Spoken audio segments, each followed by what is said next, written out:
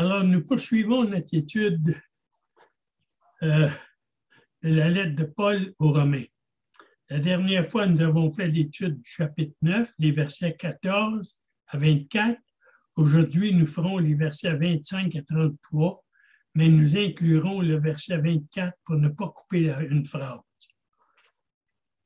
Les chapitres 9 à 11 traitent du problème de l'incrédulité d'Israël, ce qui se rapporte à la vocation des gentils et au rejet des Juifs commence avec le chapitre 9 et s'étend jusqu'à la fin du chapitre 11. Lisons le texte d'aujourd'hui. Verset 24. Ainsi, il nous a appelés non seulement d'entre les Juifs, mais encore d'entre les païens. Selon qu'il le dit dans Osée, j'appellerai mon peuple celui qui n'était pas mon peuple et bien-aimé celle qui n'était pas la bien-aimée. Et là où on leur disait, vous n'êtes pas mon peuple, ils seront appelés fils du Dieu très haut. Verset 27. Isaïe, de son côté, s'écrit au sujet d'Israël, quand le nombre des fils d'Israël sera comme le sable de la mer, un reste seulement sera sauvé. Car le Seigneur exécutera pleinement et promptement sur la terre ce qu'il a résolu. Et comme Isaïe l'avait dit auparavant, si le Seigneur des armées ne nous avait laissé une postérité, nous serions devenus comme Sodome, nous aurions été semblables à Gomorrhe.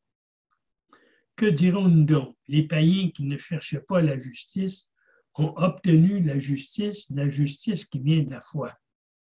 Tandis qu'Israël, qui cherchait une loi de justice, n'est pas parvenu à cette loi.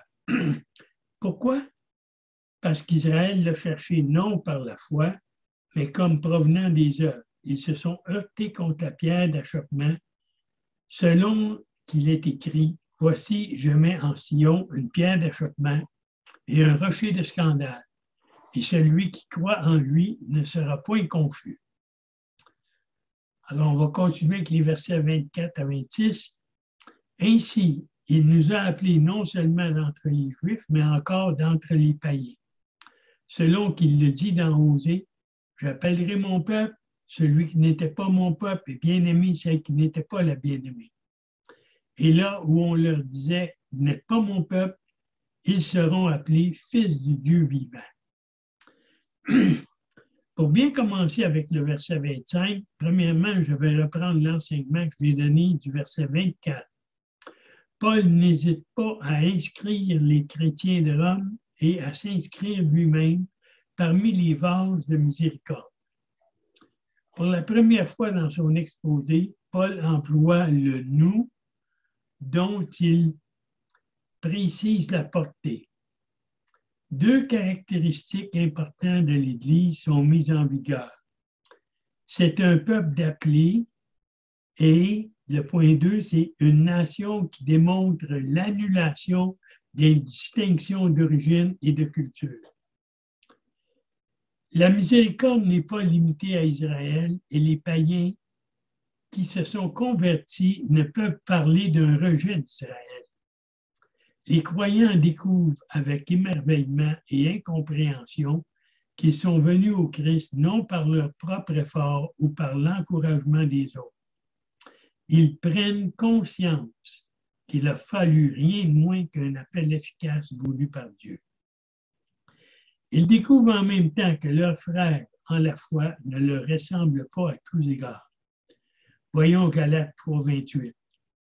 Il n'y a plus ni juif, ni grec, il n'y a plus ni esclave, ni libre. Il n'y a ni homme, ni femme, car tous vous êtes en Jésus-Christ. La grande barrière entre juifs et païens était renversée et Paul le pharisien, très sévère, est établi apôtre des gentils. Voyons Romains 11, 13. Je vous le dis à vous, païens, en tant qu'apôtre des païens, je glorifie mon ministère. Beaucoup d'autres obstacles devront être surmontés au cours de l'histoire de l'Église et il faudra apprendre à cohabiter. Poursuivons maintenant avec les versets 25 et 26. Selon qu'il le dit dans Osée, j'appellerai mon peuple celui qui n'était pas mon peuple et bien-aimé celle qui n'était pas la bien-aimée. 26. Et là où on leur disait, vous n'êtes pas mon peuple, ils seront appelés fils du Dieu vivant. Il y a différentes interprétations de ces deux versets et j'ai choisi celle qui était la plus simple. Dans ces deux versets, Paul cite deux versets du prophète Osée pour montrer que l'appel adressé aux païens n'aurait pas dû surprendre les Juifs. Le premier passage se trouve dans Osée 2,25 ou 2,23. J'appellerai mon peuple celui qui n'était pas mon peuple et bien-aimé celle qui n'était pas la bien-aimée.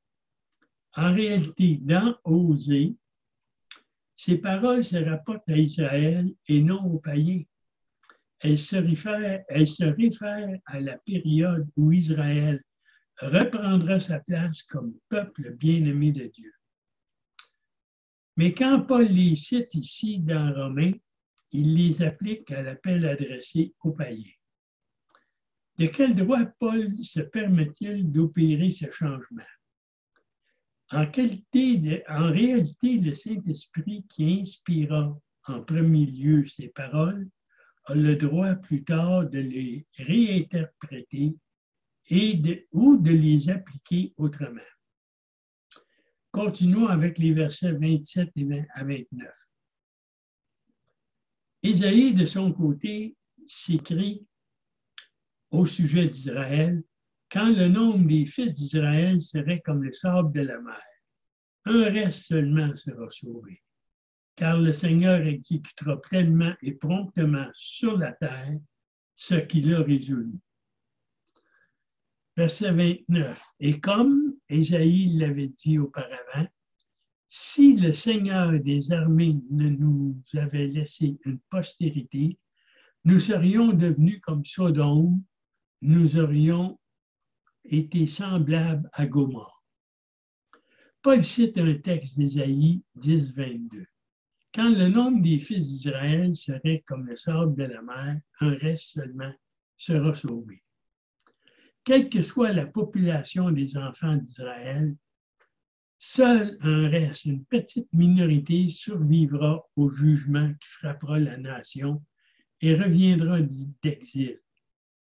Certainement que s'il n'y a qu'un reste, il y aura au moins un reste qui sera le gage et l'espoir du rassemblement.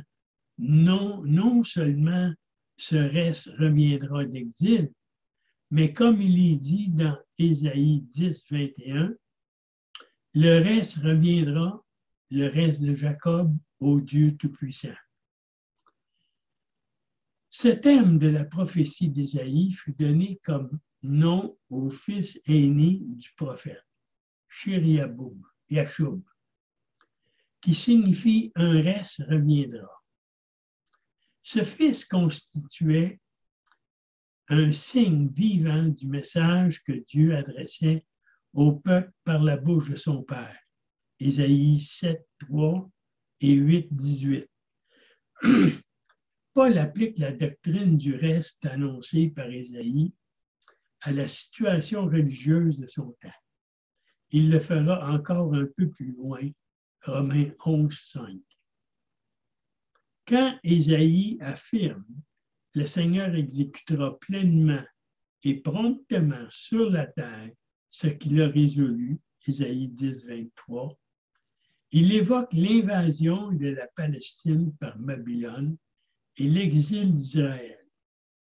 En citant ces paroles, Paul déclare que ce qui arriva à Israël dans le passé pourra se reproduire et se reproduira en effet à son époque. Si le Seigneur des armées ne nous avait laissé un germe, nous serions devenus comme Sodome. Nous aurions été semblables à Gomorrhe. C'est au moment où Juda et Jérusalem sont sous la menace d'une invasion assyrienne imminente que le prophète utilise cette comparaison. Ésaïe 1,9.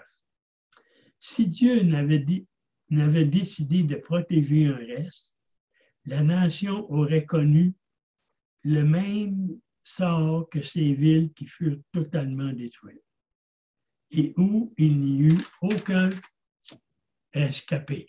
Genèse 19, 24. Nous allons terminer avec les versets 30 à 33. Que dirons-nous donc? Les païens qui ne cherchaient pas la justice ont obtenu la justice qui vient de la foi, tandis qu'Israël qui cherchait une loi de justice n'est pas parvenu à cette loi. Pourquoi? Parce qu'Israël l'a cherché non par la foi, mais comme provenant des œuvres.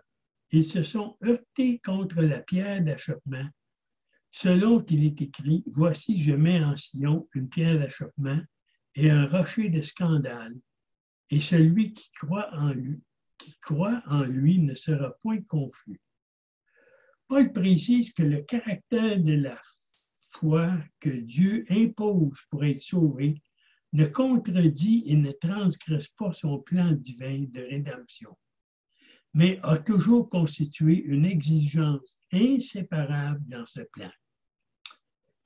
Le fait pour Dieu d'exiger la foi de la part des hommes ne contredit en rien sa souveraineté.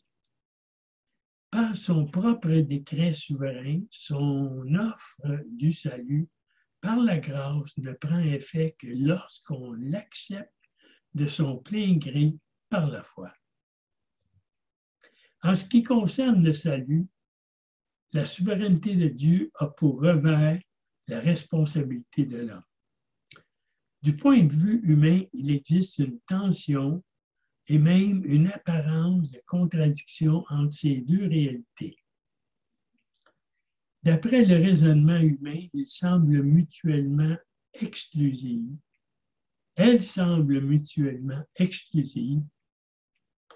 mais la parole de Dieu les enseigne clairement toutes les deux, et lorsqu'on insiste sur l'une d'elles, en excluant l'autre, l'Évangile s'en trouve invariablement perverti. Par sa propre détermination, Dieu ne sauvera pas la personne qui ne croit pas en son Fils, et nul ne peut se sauver lui-même de son propre chef, quelle que soit sa sincérité et l'ardeur de son souhait. Selon l'ordre souverain de Dieu, le salut exige l'intervention de Dieu par sa grâce et l'exercice de la volonté de l'homme. Comme beaucoup d'autres révélations dans l'Écriture, ces deux vérités ne peuvent être pleinement harmonisées par la raison, mais uniquement acceptées par la foi. Voilà pourquoi Paul déclare ici, « Que dirons-nous donc? Les païens qui ne cherchaient pas la justice ont obtenu la justice qui vient de la foi. » L'apôtre ne laisse pas entendre que les païens sont sauvés sur une base différente des Juifs. Il indique simplement que la condition à remplir pour être sauvé a toujours été le seul moyen pour l'homme d'obtenir la justice nécessaire au salut, la justice qui vient de la foi. Le verbe « chercher » est l'équivalent de dioko, qui signifie courir rapidement derrière quelque chose, et s'emploie souvent pour parler de chasse. Pour les Juifs, cela implique qu'ils ne cherchaient pas la justice qui vient de la foi, mais qu'ils se fiaient plutôt au droit que leur naissance, leurs confrères en tant que Juifs ou à leurs prétendues bonnes œuvres faites par obéissance à la loi de Dieu. Mais personne n'a jamais été sauvé, quelle que soit l'époque, par un autre moyen que par la foi exercée en réponse à l'appel de Dieu par sa grâce.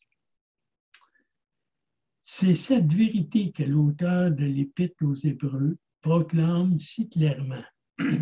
D'Abel jusqu'au prophète, c'est par la foi que les hommes furent déclarés justes. Dieu approuvant leur offrande, Hébreux 11, 4 à 40, comme Paul l'a expliqué plus tôt dans l'Épître aux Romains, 4, 1 à 11, Abraham, le père des circoncis, a été sauvé par la foi, qui lui fut imputée à justice par Dieu avant que le Seigneur exige le rite de la circoncision et longtemps avant qu'il donne sa loi par Moïse. Bien entendu, Paul n'est pas en train de dire que les païens recherchaient tout naturellement la justice de Dieu par la foi.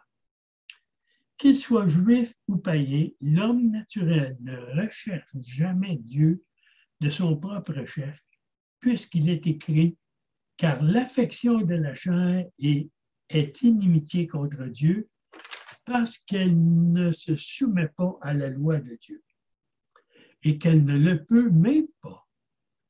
Or, ceux qui vivent selon la chair ne sauraient plaire à Dieu. » On voit ça dans Romains 8, 7, 8, voire aussi 5.10.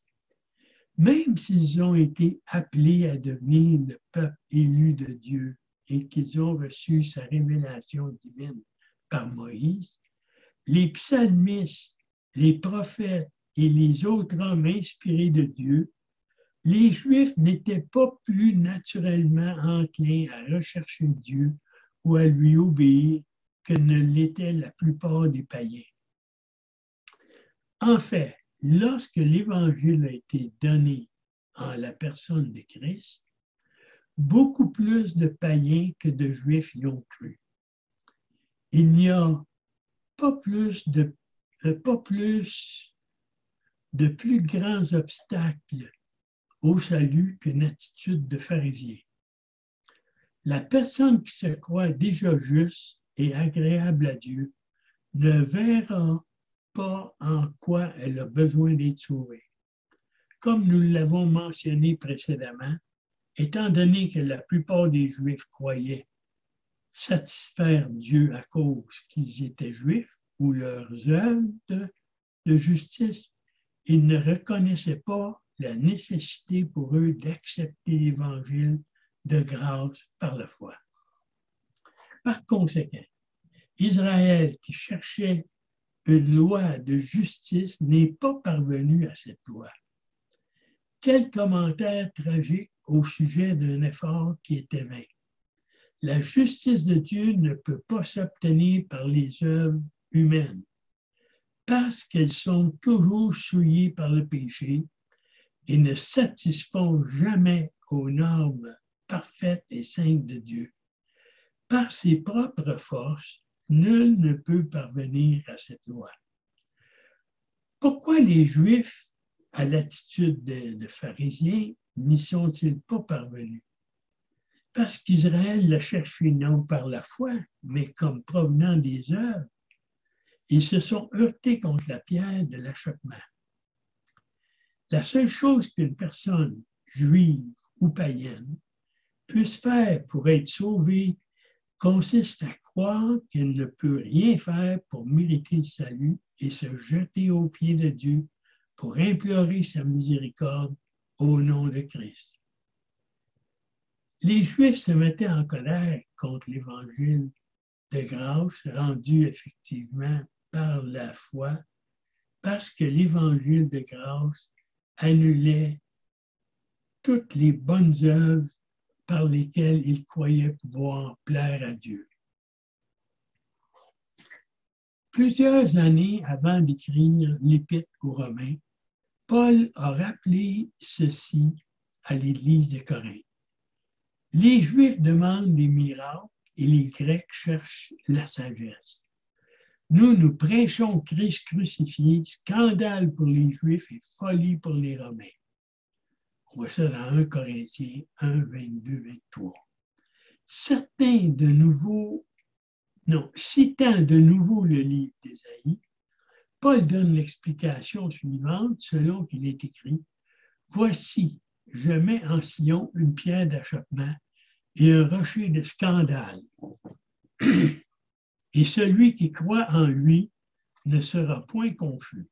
Voir Ésaïe 28, 16 et voir aussi 8, 14, 1 Pierre 2, 8. Bien avant que leur Messie ne vienne, le Seigneur avait prédit de nombreuses manières et par de nombreux prophètes qu'Israël le rejetterait. Loin de contredire la parole de Dieu, l'incrédulité d'Israël a confirmé la véracité de cette parole. Exactement comme Ésaïe l'avait déclaré, Israël a trébuché sur la pierre d'achoppement, refusant de recevoir son Seigneur et Sauveur, parce qu'il ne correspondait pas à leur perception du Messie, et parce que, comme un rocher de scandale, il a déclaré que les œuvres du peuple n'avaient aucune valeur. Daniel a complété l'illustration en ajoutant que celui qui est la pierre sur laquelle les Juifs allaient trébucher et le rocher qui allait les scandaliser serait, dans l'avenir, la pierre qui allait mettre en pièces tous les royaumes du monde. On voit ça dans Daniel 2, 45. Mais la bonne nouvelle de l'Évangile, c'est que contrairement à ceux qui ont rejeté Christ, celui qui croit en lui, celui qui met sa confiance dans le Seigneur Jésus-Christ, la divine pierre d'achoppement et le divin rocher de scandale, eh bien, ne sera point confus. D'un point de vue humain, c'est une question de foi qui est seule à pouvoir procurer le salut que Dieu donne par sa grâce. L'homme est justifié par la grâce au moyen de la foi. Mais l'incrédulité d'Israël, son manque de foi, n'a pas étonné le Seigneur ni annulé son plan. Le critère de la foi que Dieu impose a toujours été le même.